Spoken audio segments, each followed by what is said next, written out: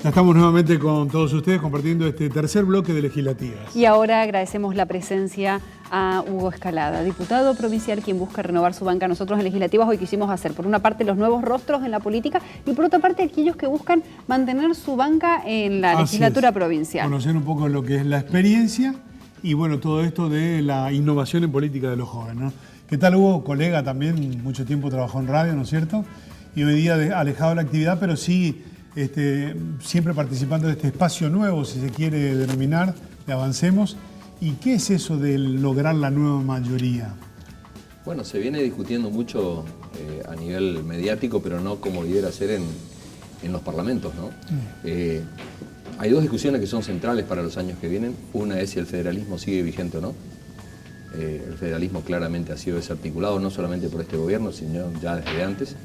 Los gobernadores tienen cada vez menos poder de decisión, las decisiones se toman de Buenos Aires, no solamente con los fondos, sino con las obras que se van a llevar adelante. Estos días lo tuvimos al presidente Macri diciendo que va a instrumentar mayor cantidad de madera en las construcciones, pero que quiere que se instalen las pasteras aquí. También lo escuchamos hablar de las represas, escuchar a un presidente hablar sobre cuestiones de que la ley que ha declarado de insalubridad la producción de pasta de papel tiene que ser derogada. Bueno, pero cuando Macri ya era candidato y él estando acá, él se manifestaba a favor de las represas. Eso fue una postura que él siempre se manifestó abiertamente. No estoy a favor o en contra de esa represa. Digo, claramente son intromisiones del Poder Central en las decisiones de la provincia. Usted dice que eso deberían decir los misioneros. Pero no te quepa la menor duda. La Constitución del 94 dice que los recursos naturales son de las provincias. Bueno, la Corte no dijo lo mismo ahora con la pelea por el río Iguazú. Bueno, ese es el gran problema. Me llevas al segundo gran problema que tiene que ver con las decisiones políticas. O sea, no puede ser que la Corte esté decidiendo cuestiones que son resorte político. ¿Desde cuándo la Corte decide qué clase y qué cantidad de fondos va a las provincias? Eso es un resorte político. La Corte es un tribunal de justicia, pertenece al Poder Judicial, no tendría que ver. Acá hay, si se quiere, una deserción de la política y de los gobernadores en cuanto a discutir estos temas en el Congreso, que por otro lado es donde el oficialismo nacional no tiene mayoría. Es donde los gobernadores tienen que hacer valer su voto. Así que se vienen dos grandes discusiones importantísimas. Una tiene que ver con el federalismo, hasta dónde las provincias pueden seguir teniendo independencia o hasta dónde dependen de la nación o de la Corte. Y la otra que tiene que ver con la deuda. El gobierno nacional ha entrado en un proceso de endeudamiento aceleradísimo. Pero es como que a la gente le cuesta entender eso de que me afecta que tengamos deuda. ¿Viste? Es como que no se percibe las consecuencias que podrían tener. No, que la gente lo perciba o no es otra cuestión. O sea, vos podés percibir que estás enfermo o no. Ahora te ve un médico y te atiende y te dice anda urgente a hacer un tratamiento porque te está pasando tal cosa.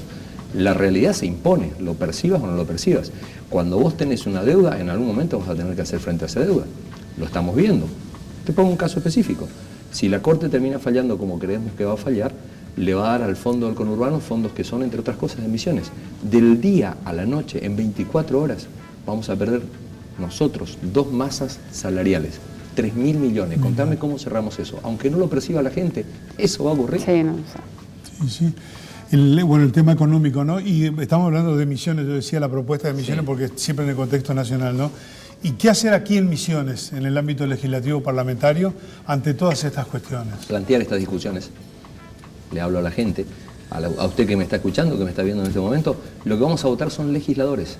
No votamos porque siga el intendente de su pueblo, no votamos porque siga el gobernador o porque siga el presidente. Los tres van a seguir después del 22 de octubre.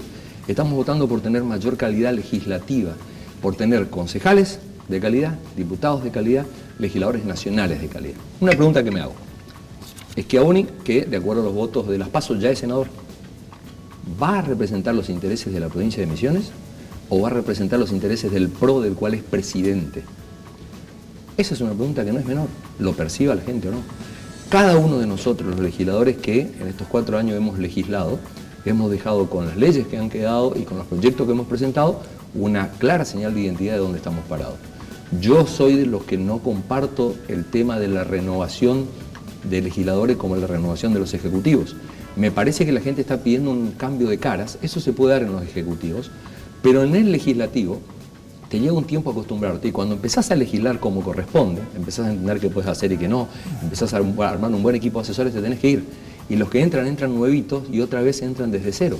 Y por otra parte, de aprendizaje. Claro, y eso de crear leyes que sirvan, ¿no? Que tengan una aplicación, que tengan un resultado concreto. Eso tiene que ver con la calidad de los legisladores. En los países del primer mundo, en Europa, en Estados Unidos, Los legisladores son reelectos indefinidamente y se respeta mucho más un legislador que tiene muchos años y que tiene mucha calidad legislativa y que tiene mucha capacidad que legisladores nuevos que por ahí no tienen la misma capacidad. No es lo mismo la tarea legislativa que la tarea del Ejecutivo, no es la misma. Por eso este es un otro tema que se tendría que haber discutido en la legislatura acerca de la reelección indefinida o no de los candidatos a legisladores. Repito, no tienen nada que ver los candidatos al Ejecutivo con los candidatos a los cuerpos legislativos. Tal vez se me hace a mí que hay una especie de mito de que la gente dice el diputado y piensa esa imagen de la tele, de los medios nacionales, del legislador durmiendo en esas sesiones maratónicas de 12 horas, 15 horas y bueno, y la tele ponchando eso.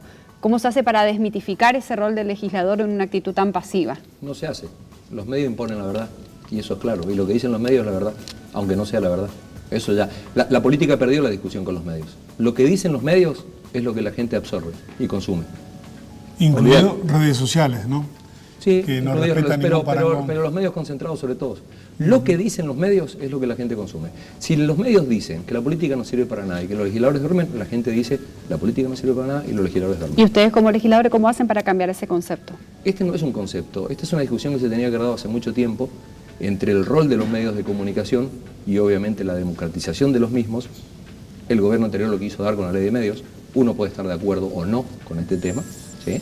Pero te queda claro que Clarín, con el poder que tiene, te pone un presidente. Lo podés discutir o no, te podrá gustar o no, esta es una realidad, es insolayable y hoy hacer política sin la anuencia de medios de comunicación es prácticamente una utopía. Bueno, esto que estamos hablando, ¿no?, en forma coloquial y que se transforma hasta casi en una suerte de docencia, ¿no?, es porque hay desconocimiento de la gente. ¿Qué es lo que va a ocurrir ahora, que recorre el interior? No es porque hay desconocimiento de la gente. La gente se acostumbró cada vez a leer menos. Los periódicos prácticamente ya casi no se leen. La información ya ni siquiera le llega a través de la computadora, le llega a través del celular. Y entonces la gente termina leyendo el título de una nota o la volanta. Bueno, cuanto menos información tenés en la vida normal, menos podés decir.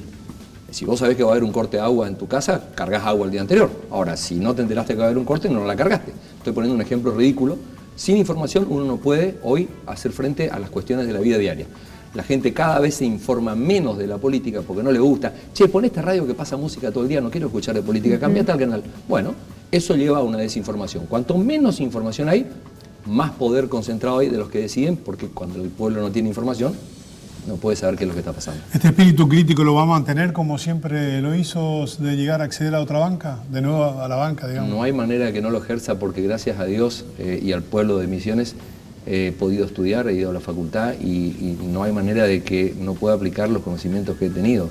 De hecho, me resulta incomprensible que haya alumnos hoy en día que salen del colegio secundario y como vemos en los exámenes universitarios, no comprenden lo que están leyendo. Comprensión de texto, sí, comprensión de consigna. Hugo Escalada, muchas gracias por estar con nosotros nuevamente esta noche en Legislativas. Gracias a ustedes y un saludo a toda la audiencia de Canal 12. Bueno, y nosotros estamos llegando al final otra vez de otro encuentro, ¿no? Qué intenso que fue, sí, ¿no? La verdad que sí. Y el miércoles que viene vamos a estar en uno de los últimos programas previos a las elecciones. Exactamente, y nuestra idea es poder seguir compartiendo con toda la audiencia de Canal 12 las distintas propuestas legislativas, bueno, en este marco de la contienda electoral. Así es, mañana va a haber sesión, en la misma se estaría tratando la municipalización de Pozo Azul, el municipio número 76 de la provincia de Misiones. Es todo. Es todo, agradezco a Kiara por vestirme. Muchas gracias, hasta el próximo miércoles, buenas noches.